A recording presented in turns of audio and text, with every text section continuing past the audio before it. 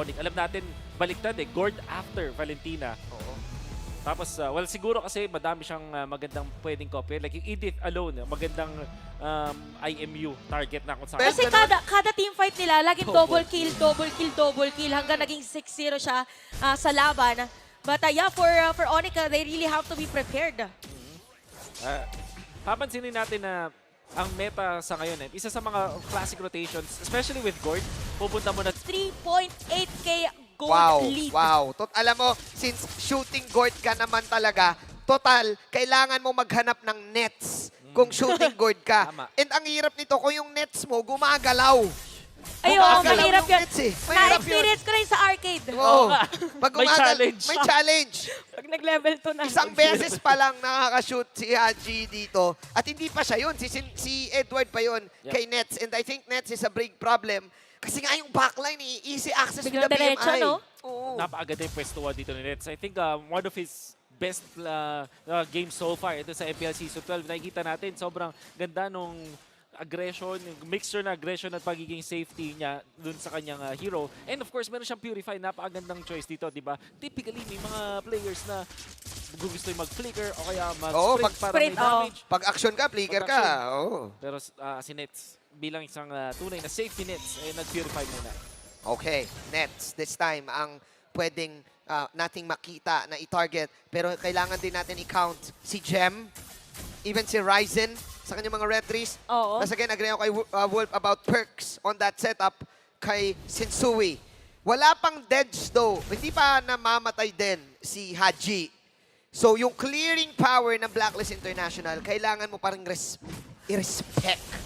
O, hindi pwedeng basta pumasok. Kasi yung Gord, meron ding slowing effect. If ever. Now, for Onika din siguro hindi sila masyadong pumapasok. Okay, diba? May mga, minsan Grabe ang babato-bato na lang ng mga Jolens talaga yung Gord na yan. Akala mo yung mga Jolens. Tingnan nga lang, speak of laro. Medyo Okay. mabablaroan. Renny J. Dino is gonna be down. Sa kami naman, ni Super Prince na mayroong bambawi ang Blacklist International. Meron pa. Okay. Merong suntok. Meron Oh! ding Oh! for the board memory. Para dito. Konti-konti lang si Nets. Pero yun nga lang, makakatakas pa rin. Pero si Berks ba, halos wala ng buhay doon. May iwan si Ryzen. Mawala ng immortality. Sabi ni Sensui, ako ang MVP sa last namin na game. And Oheb and whole Blacklist dediretso dito sa Lord. At pwede mo nang i-1 yung objective na laban. Dahil mukhang ito na ang unang objective na makukuha ni Sensui. Samahan mo pa ng extra kill niya kay Nets. Sabi ni Haji, gumagalaw ba yung Nets? Gumagalaw din ako! Inilabas na ang 100%. Yan ang sabi ng Blacklist. And napakagandang play mo na ito kay Sensui, of course. Yung confidence na ginamit niya, maximum range, yung decimate, yung pagtalo niya, kinagat doon si Nets. Ganda nung aggression, yung mixture na aggression at pagiging safety niya dun sa kanyang hero. And of course, meron siyang Purify. Napakagandang choice dito, di ba? Typically, may mga players na gusto yung mag-flicker o kaya Oo, mag-sprint para may sprint, oo. damage. Pag action ka, flicker ka.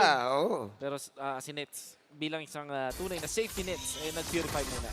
Okay, Nets this time ang pwedeng nating makita na i-target. Pero kailangan din natin i-count si Gem, even si Ryzen sa kanyang mga retries. Oo. Once again, agree ako kay Wolf about perks on that setup kay Sensui. Okay, diba? May mga, minsan Grabe ang babato-bato na lang ng mga Jolens talaga yung Gord na yan. Akala mo yung mga Jolens hindi ka tatamaan eh. Nakaka-bad beats yan minsan Tumatalbog kasi. Tumatalbog eh. Tapos minsan based on experience, parang the more na iniiwasan mo, parang minsan mas laro. Pero nga lang, speak of laro. Medyo Okay. mabablaroan. Renny J. Dino is gonna be down. Sa kami naman, ni Super Prince na mayroong bambawi ang Blacklist International. Meron pa. Okay. Merong suntok. Meron ding Oh! for the board memory. Para dito.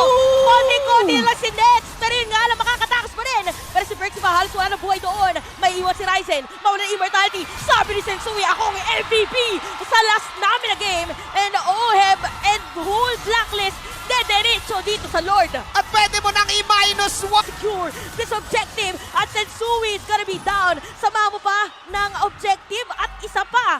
Oheb is down as well. and make that 14. Doon lumamang ang Class S na retribution ni Ryzen. And welcome to MPL para kay Perks Ivanakit. Napakaganda nung nahanap niya doon na talon. Utilizing the flicker after the Tyrant's Revenge onto Sensui. Kaya naman nanalo si Ryzen. Kumbaga may assist may tumulong kay Ryzen para masecure niya yung Lord na yun. At dahil doon nakuha nila yung tower, Perks. Iba talaga ang Perks ng napakarami yung team. May Perks talaga sa pag-a-adjust as Blacklist International will try to defend yung Lord. This time ay nasa taas. Here comes the charge. Ang tanong, kaya bang tapusin? Naka, parang nakakita na tayo ng mga long games eh. In terms of clear na minion wave, meron ang Blacklist because of Haji. Pero kasi kailangan nilang mahanap si Nets eh.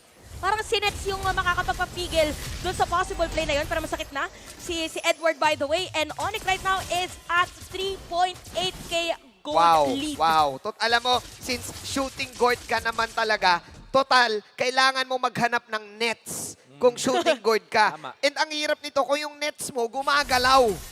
Ayun, Gumagalaw mahirap yung yan. nets eh. Mahirap yun. Na-experience ko rin sa arcade. Oo. nga. Pag May challenge. May challenge. Pag nag-level 2 na. Isang beses pa lang nakaka-shoot si Haji dito. At hindi pa siya yun. Si Edward pa yun kay Nets. And I think Nets is a big problem. Kasi nga yung backline, easy access with Biglang the BMI. diretso, no? Oo. Napakaganda yung pwestuhan dito ni Nets. I think one of his best games so far ito sa MPL Season 12. Nakikita natin sobrang ganda nung aggression, mixture na aggression at pagiging safety niya dun sa kanyang hero. And of course, meron siyang Purify. Napakagandang choice dito, di ba? Typically, may mga... Para dito kay Perxiva, pero sabi ng Blacklist, merong counterplay. Halos mabuhay, or mawawala ang buhay nila. Mamatay nga lang dito, Ohem's gonna be down. Tapos meron pang taunt coming from Ryzen. Dediretso mga Sonics. As Sensui mawawalan din ng Immortality. Wow! Laban lang para sa kanila. Sensui mamamatay at si Edward nag-proc ang kanyang Uy! Athena Shield. Pero nandito na point guard. Merong stun, pero patay lang din naman. 4 players down para sa Blacklist. 40 seconds down ang karamihan ng side ng Blacklist International. Labon nila si Haji. Tumatakbo si Haji. Takbo Haji. Pinola bola dito ni Jem at ni Perks. Haji ang point guard. Dumidribble. Jackstone. Exhibition. Lutang. Lutang lang. Hoverboard. Out para kay Haji. But then again, the story is Onyx Philippines. Ito na ba ang game number 1? Pinasok pa Etamos! nga ni Perxiva at dahil dyan, it's gonna be a wipeout para din sa Onyx at para sa game number 1, Sonics ang magwawagi. Ryzen with the pick off.